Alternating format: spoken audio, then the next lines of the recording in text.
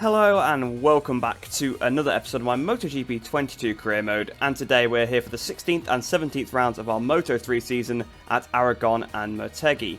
Now if you haven't seen the previous episode, I do recommend you go check that one out before we get into this one, so nothing is spoilt for you. Now of course in the previous episode we had a little bit of a tough one, especially at Misano, a race where I thought I was going to kind of dominate, pull away and win. That wasn't actually the case. We had a bit of a battle. I got kind of beat up back through the pack. I think if we had more laps, I probably could have started to fight my way back through, but I kind of got a bit mugged on the final lap. Sort of caught back up to the group, but I wasn't able to sort of make any passes before the race was done, unfortunately. And in the previous race at Austria, it was wet. We managed to do a pretty good damage limitation ride, but we got beat by Mino in both races, so we lost a decent amount of points to him in the championship. So this time we definitely need to strike back. But first of all, of course, we need to advance forward to the races. So we advance forward to Aragon. And we've got no notifications here then, so we'll head into the Aragon GP. Not too sure what the performance is going to be like. AI are usually okay here, so considering how they've been quite good at some of the tracks I've expected them to be bad at, and vice versa, they've actually not been that great at some of the tracks I've expected them to be really strong at. I'm not 100% sure what to think, so I guess we'll head into the weekend, and I'll see you after practice. So then, at the end of practice, as you can see, we are top of the timesheets once again, but this time it is rather deceiving because I was actually down in 14th until I went for a Power Mode 3 soft lap, got a bit of a tow in a couple of places as well, so it was actually quite a fast lap, only just ahead of actually Agi in second place, so that's a little bit strange. Fortunately, it's FP3, so the AI can't improve after this session. FP1 was wet. FP2 I think was cloudy, so I think FP3 should be the fastest time, so this should be straight through to qualifying 2, no problems. But you can also see my teammate there, Bartolini, in 5th position, so he's doing a little bit better. Mino in 4th. Don't know where McPhee is. Seems to be struggling once again. Looks like McPhee's definitely going to have to come through Q1 because he's down in 24th place. But I think Mino is the closest rival at the minute anyway. So Mino is firmly the rider I've got my eyes on. But I think overall this could be a pretty tight weekend. The AI's pace seems very good. Once again, it is one of those circuits where the power matters so much. There's that long back straight and just everywhere really. On a Moto3 bike, you're always on the power basically at every track. So it could be a very close race, but of course, first of all, we've got to qualify, so we'll head into qualifying now, and we should be straight through to Q2. So here we are in Q2 then, and it is in fact cloudy for this session as well, but the big shock is John McPhee hasn't made it through Q1. He's going to be starting right down the back of the grid, but interestingly enough, look who actually has come through Q1. It is a strong field. That must have been a strong Q1, because we've got Garcia, Messia, Artigas, and Tatai all coming through. Those 4 riders have been very fast all season. This could be an interesting session. It's cloudy, so the times will be slightly slower, but if I could try and do a lap similar to what I did in free practice, that might be good enough. But I did get a lot of help from the tow, so if I don't get a tow, I might not be on pole. Now then, this is one of those tracks where Power Mode 3 and soft is worth a lot of time, so potentially I should be able to still get close to it without the tow, but out the last corner up towards the line, I got a really good tow off Suzuki, and that really helped me. I got a distant tow from him down the back straight, but then actually coming out of the last corner, it was a really good turn. I did find a few tenths of a second, so it may be a little bit difficult to replicate that time, but I'm hoping that we should be able to. We're on the back of Moreira here, so if we can keep on the back of him, although he's a little bit far in front because he won't have the issue where he gets stuck on the sort of the pit limiter like we do. So Moreira will probably pull away a little bit.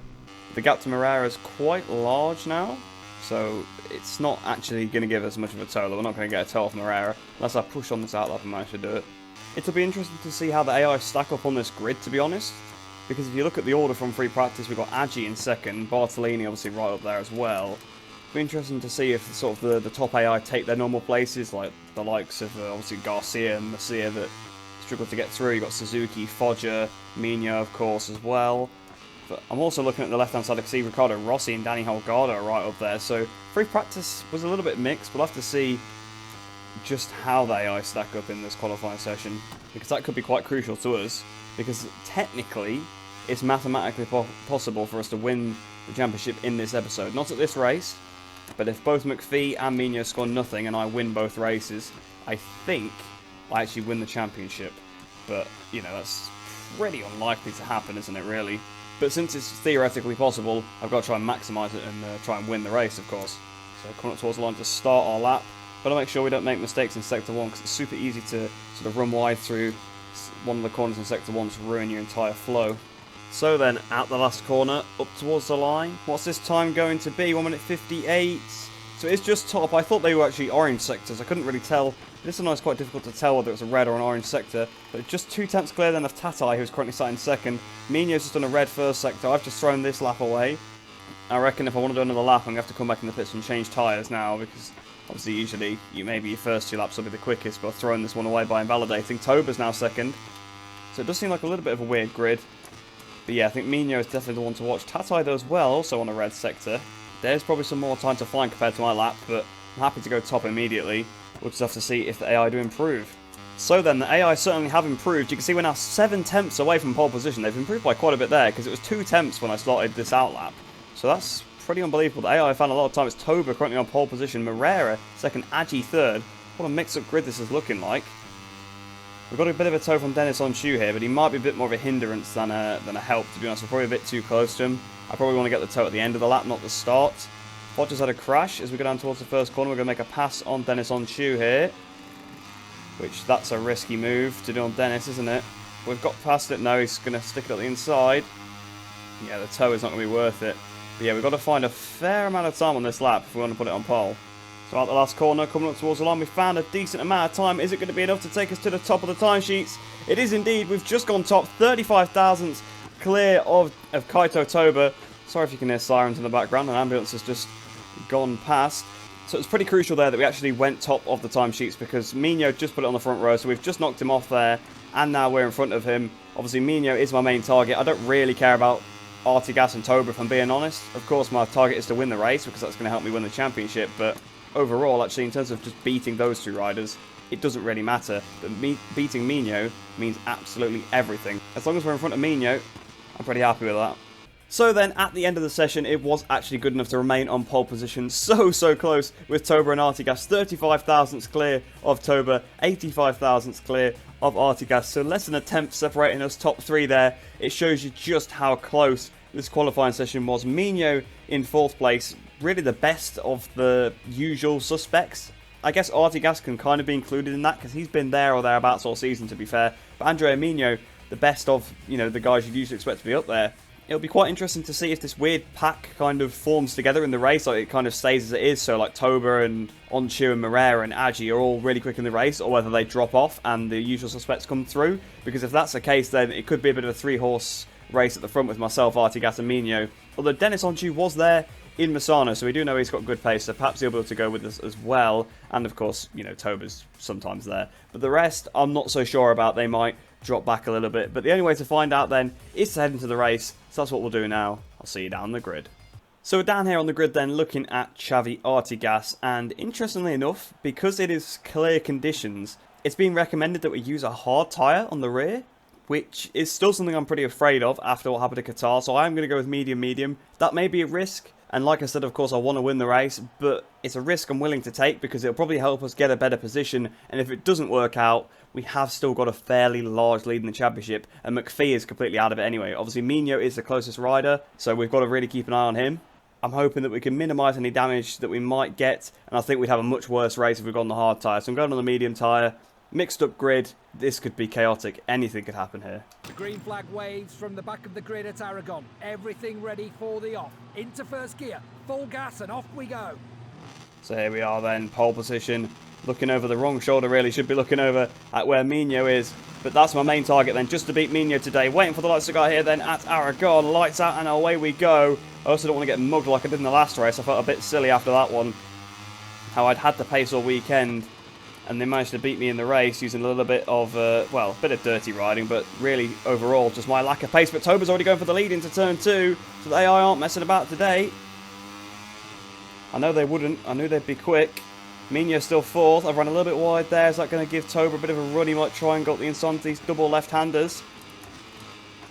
I think my main issue is going to be the straight, but I've got a bit wide through 5. Quick allow Toba through. It does indeed. So Toba takes the lead. So Kaito Toba leads. Ahead of myself in 2nd. Artigas in 3rd place. I thought about going on the inside of Toba there. Honestly, if it was the last lap, I probably would have done. But he lost the front a little bit on that curb, so we got very lucky that we're still in there. Toba's looking behind him, see who's there. It's everybody, mate. He's just taken the lead. Not sure why, particularly he'd look over his shoulder right after taking the lead. He surely knows who's there. Either way then, this is coming into my section, so they are pretty quick through here, obviously, onto the straight. But down into turn 12, they are pretty bad on the brakes, like they are pretty much everywhere. They're not great on the brakes in this game, but I think we have to worry about defending more than attacking, because Artigas is trying to get me as we go down towards turn 12. But this is what I mean. Look how much we close up to Toba. If we were a little bit closer, we'd have been up the inside of him. But they love to come back up the inside through this right-hander. Going to crash behind. Not sure who it is. But Toba's made a bit of a mess of the chicane, although I kind of followed his line, because again, just trying to go defensive, keep Artigas behind, because I know if they get sort of in front of me, they dive bomb me, they can hold me up so much. You can see how much Toba can pull away in clean air. So imagine if I had people attacking me as well, and I saw losing time from battling. As we go into the final turn, it's another corner where you have to watch out, because the AI take a bit of a different line to the players. The Artigas trying to come up the inside of me. To be fair, he's probably on the better line than me there. I kind of made a bit of a mistake. Got sucked in a little bit by Kaito Toba. But Toba's checking out here. And here comes Mino in the meantime. We should put up braking into turn 1 again. That is the strength really compared to the AI at this circuit, is the brakes. But Mino's not having any of it. He's still trying to stick his nose at the inside through turn 1. Bit of contact with Andrea Mino. Now Dennis Onchu's getting involved. Very much like Dennis Onchu would, but we've forced Mino out a little bit wide. They've lost the place to Onchu, but like I said, my target is to beat Mino today. Of course it is to try and win as well. But I think the win has already gone. Look how far Toba is up the road. We've got Artigas at the inside as well. There's a bit of crash. Mino! It's Mino! Mino's down! I can't believe it! Did he clip the inside curve? Well, Andrea Mino's crashed. That's completely changed the plan now. Then it's got to be, well, I don't know. It's got to be try and bring the points home and gain them. But also, I kind of want to win now. There's a crash by for Agi as well. We've pushed Artigas onto the curb there. It's a little bit dirty, but it looked like there was a multi-rider pile up in the background with Agi and a couple others involved. So there's been a few crashes so far in this race. Once again, as you'd expect at this point, the AI always seem to find some way to crash into each other. I'm not surprised, considering how aggressive they are. Seeing how aggressive they are with me, they are also that aggressive with each other. So no wonder there's always crashes when it comes to the AI. But Mino's down. I'd love to have a look at that after the race, see what happened there. Was he trying to move on Artigas, or did he just clip the curb? And Toba's down now as well, and Onchu's been involved. Oh, wow. Oh, this race has completely turned on its head. I don't know what happened there, but Kaito Toba clipped one of the curbs. He went down, and all of a sudden I'm leading now 6/10 ahead of Moreira. So I'm guessing Artigas also got involved in that crash. And all of a sudden, we've kind of got a bunch of random riders behind us. Look, we've got Moreira second, Rossi third, Bertelli fourth, Tatai fifth. So all the front runners, the people that are looking like they had the pace in this race, have just suddenly disappeared. They've all crashed on this lap as a result of each other or just on their own, as we've seen obviously with Mino going down. That's given me, well, I've almost got a second lead now. I think we could probably try and check out here, which is not something I expected going in, but now the gap's formed, they might not be able to bring it back. So I'm really pushing on to try and keep this gap what it is. It's still about 9/10 of a second, but Guevara, well, he had briefly hit the front of that group. He's lost the lead again now. But he's the one coming after us. We know he's pretty quick, but Tatai's back in front of him, although Tatai's not been slow this season by any means. But now that Moreira seems to have gone, I think Moreira might have crashed. I don't know where Moreira's gone, but he seems to have disappeared, sadly. He was, a big mistake there. I was going to say, it was a bit of a cork in the bottle, holding up the other AI. Now they've been unleashed. I'm also trying to use as much Power 3 as possible without running out of fuel. We've got 0.4 in reserve. Fodger's now all of a sudden up to second place. So some of the contenders are finding their way through now, but it might be a bit too little too late for them. Been another crash. Not sure who's down this time. But Dennis Fodger was reeling me in quite a lot there. So I'm going to try and use a little bit on this straight. If I can get into that last lap with a second lead, I think that should be good enough. Even Fodger shouldn't be able to gain that much on me, but you never know, because they seem to have had the pace over me all weekend. Riccardo Rossi's now taken second place, though, so it's still a scrap. You never know who's going to get it. Because Guevara was in second place starting the previous battle with Tatai. Now it's Fodger versus, well, it was Riccardo Rossi. Riccardo Rossi be shuffled back to fifth. We've got 1.1 seconds starting this final lap. Tatai's back up to second again. So it's really anybody's for that second place, and I think we might have this win now. Look who sat there in sixth place, though, now. John McPhee, he's worked his way through the pack. Obviously, everything I was calculating was kind of based on McPhee not being in this race at all or scoring anything well. He's just got to fourth place, so McPhee could end up still scoring a decent amount of points there. He's obviously worked his way through with all the crashes. I mean, to be fair, the amount of crashes there's been, Mino could very well still be in the points himself. I'm just trying to make sure I don't lose too much time now looking at the leaderboards. Because you can see they're only 3/10 behind now. They've caught up a massive amount. This actually isn't over now. I've just hemorrhaged so much time looking at that leaderboard. I think we should be fine. Fodger's now down as well. Oh, no, we're not fine, because Tatai just ran me out of the way. How has this happened all of a sudden? We had a 1 second lead starting this final lap. We've been punted out of the way by Carlos Tatai. Now McPhee is in the lead all of a sudden, but we've got a good slipstream. We're going to pat Mo3 off Guevara and McPhee as we go down towards this final corner. We're going to retake the lead, I think, as I go into this final turn. Holgado's in there as well, trying to make a pass on the inside. He has done. McPhee's on the inside, have been pushed wide. No way have I been mugged on this final lap. I am not having it on the power around the outside, but this slipstream off Danny Holgado. I've got on the curb though, and we're going to be 5th place. How? How has that happened on that final lap? Well, there's a shock I didn't see coming. I thought coming onto the last lap I got a second, and to be fair, I got distracted looking at the leaderboard, looking to see where McPhee was because I was too concerned with the points. I saw the gap had come down quite a lot. I think I braked too early for turn 12. I saw it was 3/10 of a second. I thought, alright, if I get a good exit out of here, onto the main straight, we'll be absolutely fine. They shouldn't be able to pass me. But Tatai has dive-bombed me from that far behind. Just completely crashed, by the way, because it was obviously never going to work. And that's allowed the other riders to get in front. And then into the last corner again, I got dive-bombed. Obviously, I would have probably won if Holgado hadn't just rammed me out of the way, and then McPhee as well. But yet again, a victim of the aggressive AI, and Riccardo Rossi has been the benefactor and ended up winning. Izan Guevara has finished 2nd place, Danny Holgado in 3rd, McPhee 4th, myself in 5th.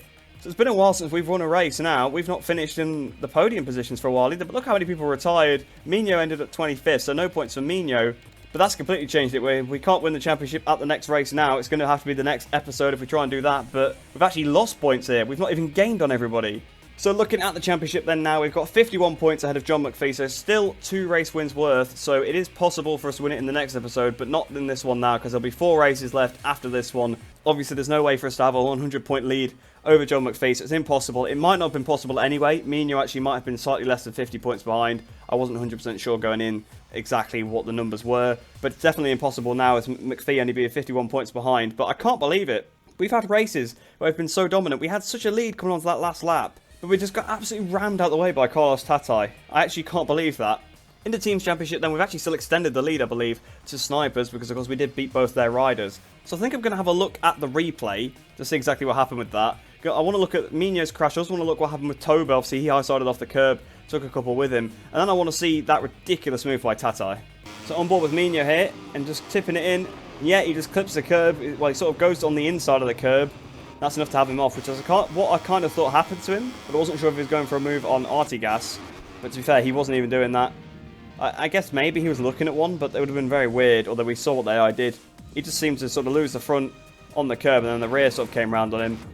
A little bit of a strange crash, but that does happen when you touch the curbs in this game. It kind of does have you off in a weird way, and he rejoined right at the back of the field, so fair play to him. I assume he's probably been down again, because he was 9 seconds off the win. So on board with Toba here, tipping it in, and he didn't lose it on the outside curb like I initially thought. It was just he got through the corner whilst already sort of crashing. And that was a very weird respawn there with Onchu. Onchu was very lucky. Oh, and actually Toba did get knocked off again as Mino hits Toba at the back. So that's why obviously those two hadn't come back through the order, because Toba obviously has got another hit at the back from Andrea Mino. If we slow it down, have a little look. He tips it in here. He's cutting it very fine. Yeah, you lose the front on there. You can see he loses the front. Then the rear starts to come round on him. And at that point, obviously, he's down. And Onchu, to be fair, didn't really have a lot he could do about it. He could probably try and pick up. I mean, obviously, the AI don't make any attempt to avoid the crashes. But even if it was a player, it would have been very difficult. Perhaps you would have had to just sort of take a beeline for that tarmac runoff. Or maybe try and brake and go around the left. But I think it would be easier to just try and keep it pinned and go through the tarmac runoff. But obviously, Onchu didn't do either of those. Just ran into the bike. And then I guess that got Artigas as well, because he was battling with us at the time. Yes, it did. So, again, on the same line. I mean, Artigas definitely had the time to avoid it, because I did. I saw Toba go down, obviously saw what was going to happen, got to the inside. To be fair, I almost got collected, but you saw I took a good sort of veer out of it. I think that's also the difference between the player and the AI sometimes.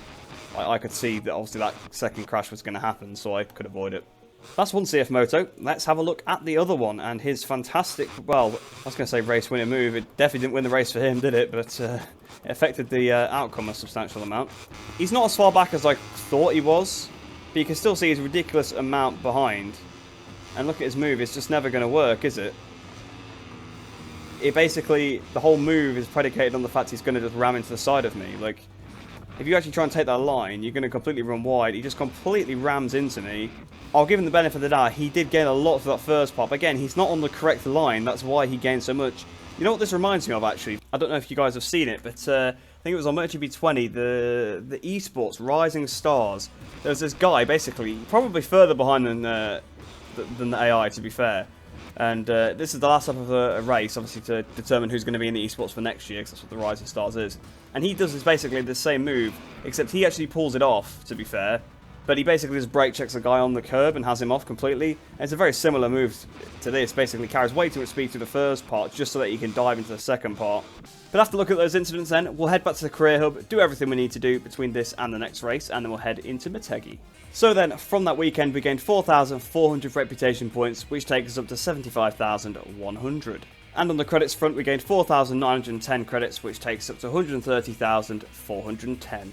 We also had a pretty good weekend on the development test front as well. Once again, completely by accident, because of course I'm not going for the development test anymore because I've got enough points to fully upgrade the bike, and obviously the bike is fully upgraded on the frame already, and the engine just needs to finish, so not worth going for the development points there. But with no notifications then, it is time for us to head into the Japanese Grand Prix, a track where the AI have not been too good over the years. That player usually has a bit of an advantage, so we'll have to see how that pans out exactly. I'm kind of mad after the last race, so I do probably want a bit of an easy win for myself, and I've not won for quite a few races now, so definitely want to try and win, so we're going to try and put the hammer down, maybe check out a little bit in this one. So then, at the end of the session, we did manage to end up top of the timesheets. I'm actually on FP3 because I forgot to re-enable FP1 and 2 because at Aragon they were wet, so I had them turned off. I forgot to re-enable them, so our first session is FP3, so hopefully it's good enough to get through. Top in FP3 does usually mean you should get through because it usually is the fastest session of the weekend. They are a little bit stronger than I expected, but I thought back to the 9 season 2009 mode that we did at this track where the AI were actually a bit stronger than I was expecting, so perhaps the AI are a little bit improved here at Motegi, but you can see I've got 3 tenths over the whole field except Messier. Messier is a lot closer, only 70 thousandths away, so 700ths of a second away from me there.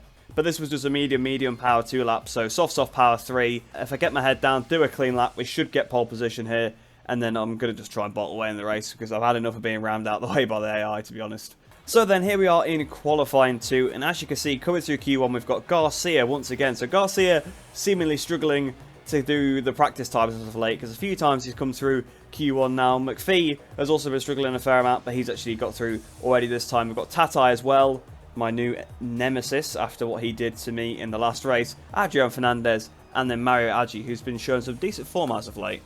So then I'm not messing about in this session. I do genuinely have the pace here, whereas at Aragon I didn't particularly have the pace. Obviously I managed to put one lap together and then we got very lucky to get that gap in the race. I think if we'd had a scrap the whole way through, it could have ended up being worse. But you saw obviously they did bring the gap back down. So Aragon I didn't particularly have the pace. I didn't actually mean to do a pit start, a quick lap start, but I guess we'll do that instead. I was going to do a pit start, but it doesn't really matter. But here I feel like I do actually have the pace over the AI. If I do a good lap, it should be good enough for pole quite convincingly. I think I've really got the pace in the race as well, but we thought that in Bassano, and that turned out to not be the case. So, yeah, I'm just going to go for it because I'm just tired of being hit out of the way, to be honest. So my controller actually just died. I had to stop during the lap and not even change the batteries, but plug it in. And I don't have vibration now that it's wired. So that's fun. This makes playing the game significantly more difficult. I've heard that this is a problem with the PS5 controller where you just lost vibration in the last update. I guess it's also done it for wired Xbox controllers. I've not had a problem with it being wireless so far, but now that it's wired, it doesn't seem to like it very much.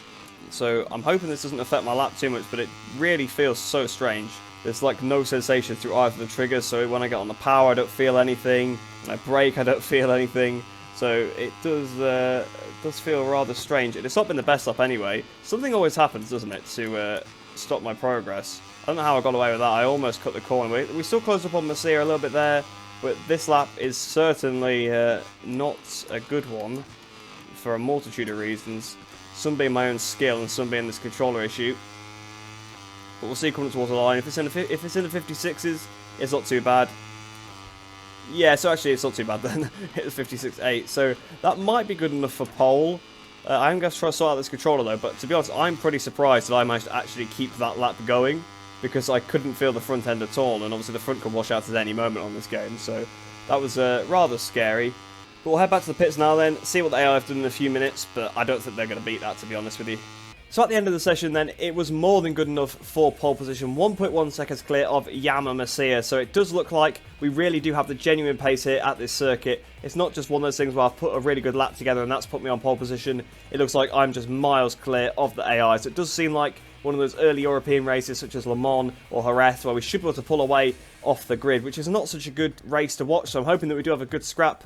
But I'm absolutely desperate for a victory at this point. So we're heading to the race now then. I might have to sort out my controller beforehand, and then we'll see what happens. But we should have even more pace in the race because, of course, I won't have the controller issue, hopefully. I need to see if I can fix it. So then, we're down here on the grid looking at Izan Guevara in 3rd position. And I've sorted out my controller issues. I've let it charge up for a little bit now, and I've now got it wireless again. So we should have vibrations during the race, and hopefully my controller doesn't die mid-race, because that wouldn't be very good for us. No worries about the tyre consumption this time, medium. And actually, now that I think about it, I didn't have any worries in Aragon. So going for the medium tyre was definitely the correct decision in Aragon. So definitely, guys, if you do get told to use the hard tyre, ignore them and use the medium anyway. So I think we've probably got the pace to bolt away here. I guess we'll see how it pans out. So we'll get this race started, and I'm hoping that I can win, but I'm also hoping that it's at least a good battle for the win. The riders are all lined up on the starting grid. Just a few moments more, and the lights at Twin Ring Motegi will go out to start the race. So I can see behind me Tatai a couple rows behind. I'm going to keep an eye out for him, because we know he's a bit aggressive. He likes to dive bomb from pretty far behind. Waiting for the lights to go out here then at Motegi. Lights out and away we go. We go down towards the very first corner. I still have no vibration actually, so I'm not sure exactly what that's about. But I've suddenly lost controller vibration, so I don't know whether it's the game has kind of broken or my controller. But either way, even with the wireless controller, should I say, it seems to have gone a little bit wrong now. So that's not ideal, I'm not going to lie. But for now, it doesn't seem to be hindering me too much. We've got half a second lead over Yamamoto. We're going to keep trying to build that one out. We need to make sure we win this race just because just because I want to, really. I didn't even look where Mino was actually in qualifying. McPhee is in 4th place. McPhee is now the closest rival, to be fair, so I suppose it is McPhee we've got to keep an eye on. So McPhee is relatively up there, but I have no idea where Andrea Mino is. He's completely dropped off the ball now. So coming towards the line then, the gap is 1.1 seconds after the first lap. But you can see we've used a lot of Power Mode 3 to try and make that gap, so I'm going to have to watch out for that throughout the race. That should have broken the slipstream, so should stop them from trying to sort of blast past me down some of the long straights. That's the main thing, really. I just need to keep them out of slipstream and dive bomb range, and we should be fine. So the AI is seemingly much more on their qualifying pace, because I only extended the gap by a few tenths of a second. You see, I did a 58 dead, which is what they were doing in qualifying. So the AI seemingly able to do their qualifying times during this race, so it should be a bit closer because of that. But there's definitely more pace in the locker for me, and I've still got to try and get used to riding without vibration, because it just feels so weird. I can't feel the front end going to the corners or the rear end coming out the corners, and I usually use them as a bit of a reference, you know, how much to sort of release the brake and release the throttle. So yeah, it is pretty tricky riding without vibration. So this has been a slightly better lap as we come up towards the line. Still another 58 dead. Artigas actually setting a fastest lap, 57.8. So the AI, some of the AI further back, currently lapping quicker than me. This is very Jerez-like, where Artigas starts picking up the pace towards the end. But I'm going to keep pushing on. I don't want to let them catch me up, because they're not that far behind, and we saw what they can do on the final lap in the last race. So we're about to start the final lap of the race then. We've managed to sort of keep that gap constant. We've set a new fastest lap, although McPhee has just beaten it. McPhee now up to 3rd place behind Masia. We've got almost 2 seconds. That should be more than enough. I've got to watch the fuel though. We've got 0.1 lap in reserve, so no more Power Mode 3 for the rest of this race. Maybe a little bit of Power Mode 1 towards the end of the lap if we really need it. But I don't think we're going to run out of fuel. I think we should be absolutely fine.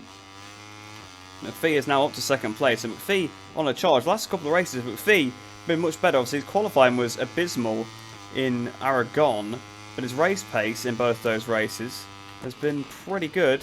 But it's a little bit too little too late for John McPhee. He's already out of contention for the win, being 2 seconds back on the final lap. I suppose he's just trying to keep his championship hopes alive. There's been a crash behind. Not sure who that is. Still wonder where Mino is. I don't even know where he qualified, but it wasn't great, and it doesn't seem like he's made much progress. So they've gained a lot of time on me, as you can see. 9/10 of a second. So it does seem like the AI are much quicker on the last lap, although I've lost half a second. I think I kind of relax on the last lap and stop pushing so much. I've still got a healthy gap. If McPhee wants to dive bomb from 8/10 back, he can be my guest because he won't even hit me anyway. I'll be through the corner before he even gets there. So there's no issue with that. But here we go then, coming into the final turn. Coming out the last corner, we're finally going to be back on the top step of the podium, but McPhee was really catching me up. But to be honest, a race with no vibration, a race win, I'll absolutely take that. This is what annoys me though, because look at their pace. 57.0, 57.1, 57.7, 57.6. They did 58s at maximum in qualifying, yet they can go a second quicker than that in the race.